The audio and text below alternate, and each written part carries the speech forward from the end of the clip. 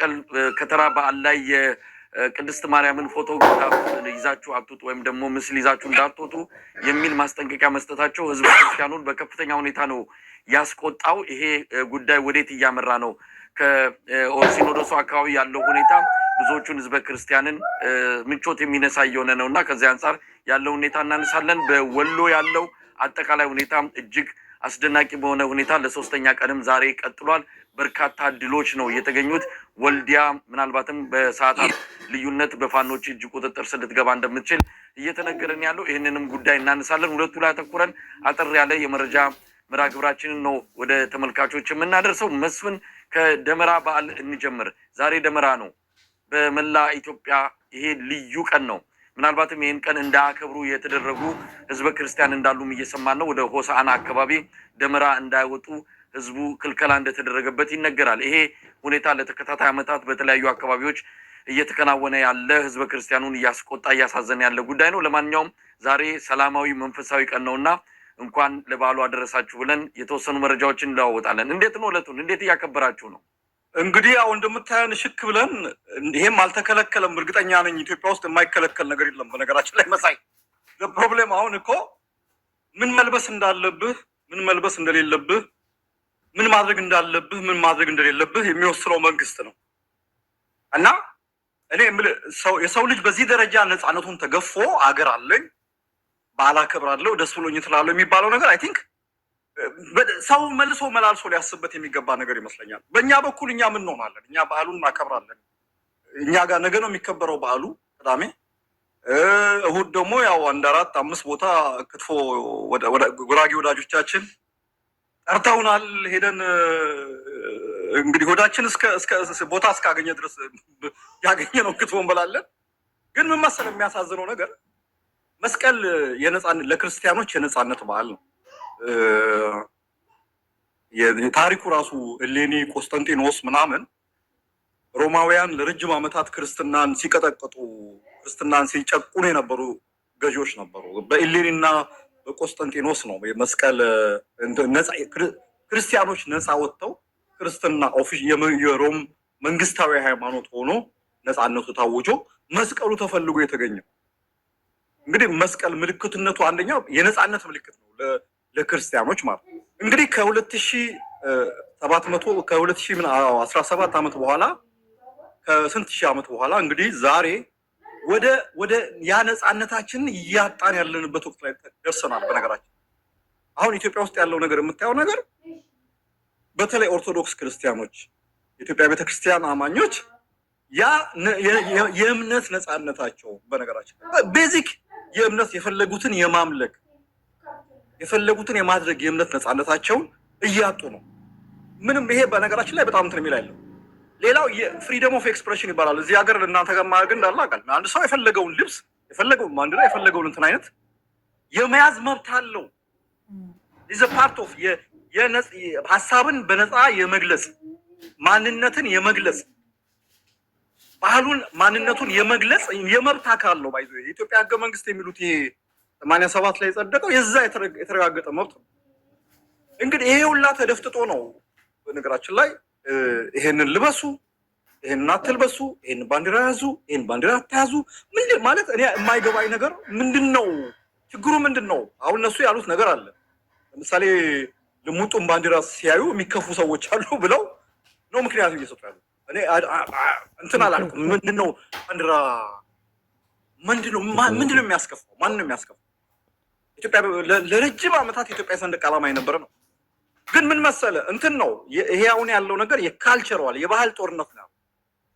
የካልቸራል አሁን ይሄ ንቅለ ተከላ ሂደት ላይ ነው ያለው።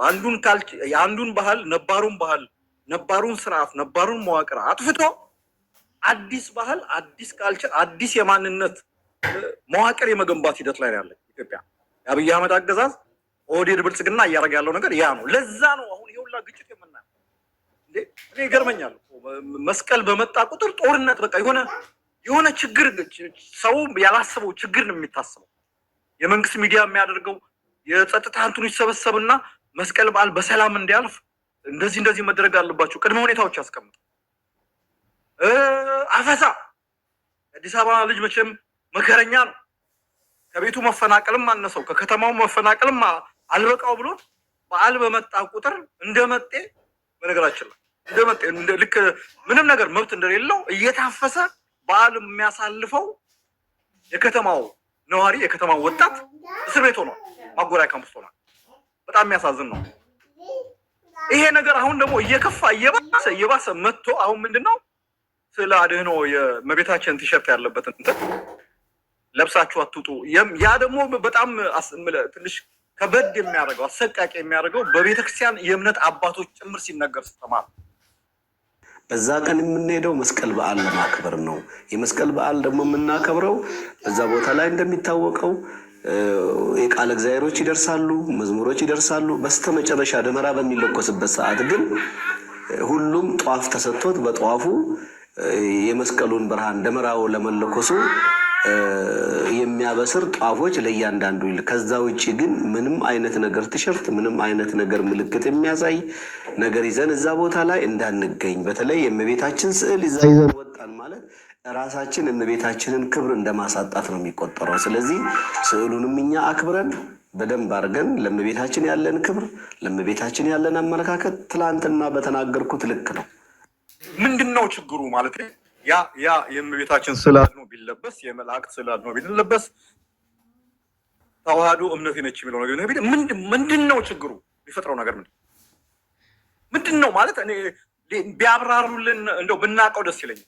ምንድነው የዚህ አይነት ቲሸርት የዚህ አይነት እንትን አለባበስ የሚፈጥረው መሰናክል? በነገራችን ላይ ዝም ብለህ ካየኸው አሁን ባንዲራ አታዚው ይሄን አታርጉ ተብሏል። አሁን ደግሞ በቀላሉ ማየት የሚገባን አይመስለንም። ይሄ የቤተ ክርስቲያኒቱ ውሳኔ ወይም ደግሞ የሲኖዶሱ ውሳኔ ነው ብሎ መቀበል የሚቸግር ነው። ይሄ አጠቃላይ በቤተ ክርስቲያኒቱ ላይ በመንግስት የመጣው ጫና አንዱ መገለጫ ነው ብሎ መውሰድ ይገባል። አባ ሕፃን የሚባሉ ላገኛቸው ሞክሬ ነበር። ይሄ መግለጫ የሰጡት እሳቸው ናቸው። በተደጋጋሚ ስልካቸው ላይ ሞክሬ ሊያነሳው አልቻሉም። በፊት ያነሱልኝ ነበረ። አሁን ከቅርብ ጊዜ ወዲህ ምናልባትም በደንብ ወደ መንግስት እየተጠጉ የመጡበት ሁኔታ ስላለ አሁን ራሳቸውን ለማዳን በሚል የመንግስትን ማንኛውንም ትርክት በቤተ ክርስቲያኒቷ ስም በግላቸው የሚሰጡበት ሁኔታ ነው ያለውና በግላቸው የሰጡበት የሲኖዶሱ መግለጫ ወይም ደግሞ የቤተ ክህነት የጠቅላይ ቤተ ክህነት መግለጫ አቋሚው የምናውቀው ነገር የለም። ግን ይሄ መግለጫ እውነት ለመናገር ህዝበ ክርስቲያኑን በጣም ነው ያስቆጣው። የእመቤታችን ቅድስት ድንግል ማርያምን ምስል ያለበትን ቲሸርት እንዳትለብሱ ማለት ምን ማለት ነው? ይህንን በቀላሉ ማየትና በዚህ አጭር ፕሮግራምም ገልጸን የምንችለው አይደለም። የሲኖዶሱ አባላት ይህንን ጉዳይ በተመለከተ ግልጽ መረጃ ግልጽ አቋማቸውን ለህዝበ ክርስቲያኑ ሊያሳውቁ ይገባልና መስም በቀላሉ ልናየው የሚገባ አይደለም። አይ ምንም እኮ ግልጽ የሚያደርጉት ነገር የለም። ተናግረውታል። እንግዲህ አሁን ከዚህ በኋላ ባሉ ካለፈ በኋላ እንዲህ ለማለት ፈልገን ነው ብሎ የሆነ የተወሰነ መቀባብተው አሽሞን ሆኖ ሊያቀርቡት ይችላሉ። ግን አሁን በግልጽ የተነገረው ነገር አትልበሱ ነው የተባለው። አባ ሕፃን ብቻ እኮ አይደለም። አባ ሕፃንም የመዋቅሩ የቤተ ክህነት አስተዳደር ውስጥ የሆነ መምሪያ ኃላፊ ነው ምናምን ነገር ናቸው። እዛ ከነጋዴነታቸው በተጨማሪ ማለት ነው አባ ሕፃን አባ ተብለው ምንድነው እንደው የቤተክርስቲያንን እንትን ለመርዳት ብዬ የንግድ ተቋም አቋቁሜ ብለው በድፍረት የሚናገሩ መነኩሴ መናኛ አባት ናቸው። እና እንዲህ አይነት ሰዎች ናቸው። እሳቸው የማህበሩ አካል ናቸው። አቡነ ዲዮስቆሮስም ይሄን ነገር ተናግረዋል። ባንዲራ አታዙ ምንድነው ችግሩ? እነዚህ ሰዎች እኮ አይ ለምንድነው የማይያዘው ብለው ከኔና ከአንተ በበለጠ ቀድመው ህዝባቸው መከላከል ያለበት ትእዛዙን ከማውረዳቸው የመንግስት ገደል ማሚቱ ከመሆናቸው ይልቅ እንዲያውም ህዝቡን ዲፌንድ ማድረግ ያለባቸው እነሱ ናቸው። ምንድነው ችግሩ? አስሮን ጉይዛት ለምንድነው ሰዎች የሚከፉት? ምን ስለሆኑ ምንድነው ስለ አድህኖ ቢለበስ ምንድነው የሚፈጠረው ነገር? ምን አይነት ማን ነው የሚናደደው? ምንድነው የሚፈጥረው ጦርነት? አሁን እኮ እንደዛ ያሉ ሊከፉ ሰዎች አሉ። ያንን የእመቤታችንን ሰዎች ደስ የማይላቸው ሰዎች አሉ ማለት ነው። እንግዲህ የክብር እንግዳው አዳነች አበቤ ነች። የክብር እንግዶቹ የአብይ ሚኒስትሮች ይሆናሉ። እንግዲህ እነሱ የሌላ እምነት የሌላ ቤተ እምነት ሰዎች ናቸው። እነሱን ላለማስከፋት ነው ወይንስ በአጠቃላይ ኢትዮጵያ ቅድም ያልኩ የባህል ጦርነት የካልቸር ዋራ አለ ያንን እንትን ለማድረግ ነው። በዚህ አያቆም ምን ሁሌ የምለው ነገር ነው። አዞ ምንድነው ሲበላ ቀስ እያደረገ ነው እየቆረጣጠ ነው ይበላው። እና ዛሬ ስለ አድህኖ ይዛችሁ አትውጡ፣ ትላንት ባንዲራ ይዛችሁ አትውጡ፣ ዛሬ ስለ አድኖ ይዛችሁ አትጡ ነው። ምናልባት ነገ ለጥምቀት ታቦት ይዛችሁ አትጡ ልንባል እንችላለን። በነገራችን እስከዛ ድረስ ይደርስ እስከዛ አሁን ትሬንዱ እንደዛ ነው የሚያሳየው። በተቻለ መጠን ይሄ ነባሩን የኦርቶዶክስ ቤተክርስቲያንን የኢትዮጵያን አብዛኛው ደግሞ እኮ መስቀል እኮ አሁን ሰሜን ብቻ እኮ አይደለም። አሁን ዳውሮም ይከበራል፣ ወላይታ ይከበራል፣ ጉራጌ ውስጥ በጣም ይከበራል። በጣም በብዙ የኢትዮጵያ አካባቢዎች እንደ ትልቅ በዓል የሚቆጠር በዓል ይሄ እንዲያውም ከየትኛውም በዓል የበለጠ ብሔራዊ በዓል ነው። ዩኔስኮ የሚመዘገበው በዓል ነው እና እዚህ በዓል ላይ የእምነቱን አይ ቲንክ የእመቤታችን የማርያም እንትን በጣም ወሳኝ ነገር ነው። ምናልባት ለመልካቹ ግልጽ እንዲሆንለት ለምንድን ነው ዘንድሮ የእመቤታችንን ስዕል ያለበት ቲሸርት አትልበሱ የሚል መመሪያ ወይም ደግሞ አስገዳጅ ሁኔታ የመጣበት ምክንያቱ ምንድን ነው? የአባ ሕፃንን መግለጫ ተመለከትኩት። ምንም ምክንያት የላቸው። በቃ ለእመቤታችን ክብር ሲባል እመቤታችን ልብሷ ተለብሶ በመስቀል በዓል ላይ መታየቷ ምንድን ነው ክብሯን የሚያጎድለው? እንዴት አይተውት ነው? ለምንድን ነው እንደነዚህ አይነት ሰዎች ቤተክርስቲያን ውስጥ ቁጭ ብለው የአብይ አህመድን እችን ቤተክርስቲያን የማዳከምና የማጥፋት ተልኮ እያስፈጸሙ ያሉት? ይህንን ነገር ህዝበ ክርስቲያኑ እስከ መቼ ነው የሚታገሰው? ዛሬ ምናልባት ወንድማችን ባልደረባችን ተክለ ሚካኤል አበበ ከካናዳ እዛ ተገኝቶ ሂደቱን ሲከታተል ነበረ። ፍተሻው ለራሱ በጣም አስገራሚ ነው። እንዴት ነው ዝማሬ እያሰሙ የቤተ ክርስቲያን የተለያዩ ስነ ስርዓቶችን እያከናወኑ ወደ መስቀል አደባባይ የሚሄዱ የበዓሉ ታዳሚዎችን የሚፈተሹበት ሁኔታ እጅግ ያስደነግጣል የሚል ነገር ነው ከቪዲዮ የተረዳሁትና ነገሩ ሁሉ ስታየው ይሄ የቤተ ክርስቲያን አቋም አይደለም። አብይ አህመድ የጀመረው አንድ ቤተ ክርስቲያኒቱን የማጥፋት ቤተ ክርስቲያኒቱን የማዳከም ነባር የኢትዮጵያ ማንነቶችን እምነቶችን ደፍልቆ ብልጽግና በሰይብ በሚል ባመጣው አዲስ ወንጌል የመቀየር ትልቅ ተልኮ ማስፈጸሚያ አካል ነው ብለን መውሰድ አለብን። ቀደም ሲል እንዳልከው ነው፣ ቀስ እያለ ነው እየገዘገዘን ያለው። ትናንት ያንን ብንቃወም ኖሮ ዛሬ እዚህ ላይ ባልደረስን ነበረም። ዛሬ ይህንን ካልተቃወምን ነገ እንዳልከው ታቦት እንዳይወጣ ብሎ አብይ አህመድ ከቤተ መንግስት ቢያውጅ ቤተ ክህነት ትቀበለዋለች። ስለዚህ ህዝበ ክርስቲያኑ እየመጣ ያለውን አደጋ በደንብ መረዳት አለበት። በጣም መሰረታዊ ነገር ነው።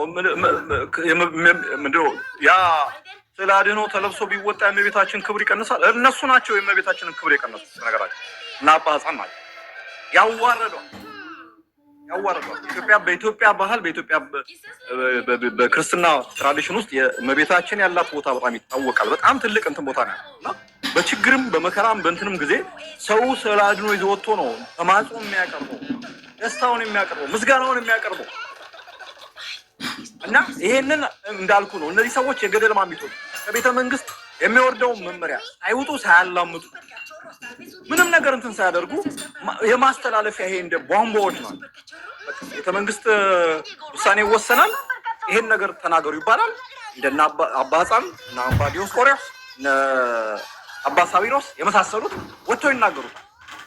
ስለዚህ እነዚህ ሰዎች መጀመሪያም ወደዚህ ቦታ እንዲመጡ ሲደረግ ተቃውሞ ተነስቶ ነበር። ታስታውሳለህ? አሁን የሲኖዶስ ጸሐፊና የሲኖዶስ የጠቅላይ ቤተ ክህነት ስራ አስኪያጅ የተባሉ ሰዎች እነዚህ ሰዎች ለቤተ ክርስቲያኒቷ ጥፋት ተባባሪዎች ናቸው ነበሩ። ወደፊትም ጥፋቷን ለማፋጠን ከውስጥ ቤተ ክርስቲያኒቷን ለማፍረስ ለማዳከም ጥቅም ላይ የሚሉ ሰዎች ናቸው፣ አደጋ ነው ተብሎ ሲጮህ ነበረ። ይኸው በተግባር እያሳዩ እኔ እኮ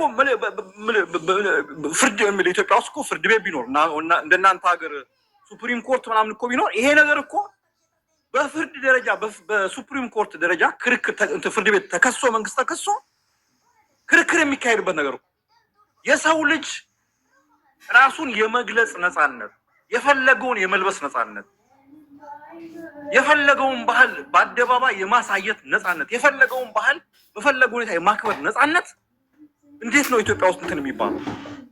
እኔም በጣም እኮ እንትን ነው እኮ አሁን ድሮ ከነበረው እንትን ስናየው የመጨረሻ ወደኋላ እየሄድን እንዳልኩ ነው። እኔ ሁሌ የምለው ቀስ በቀስ እያለ እንዳይመስል በዚህ አይቆም፣ ነገ ሌላ ነገር ያደርጋል። ፍተሻው ይሄ ማዋከቡ ቅድም ያልኩ ከበዓሉ 2 ሳምንት 3 ሳምንት ጀምሮ የሚወጡ መግለጫዎች በሙሉ የሚያስፈራሩ መግለጫዎች የመስቀል በዓል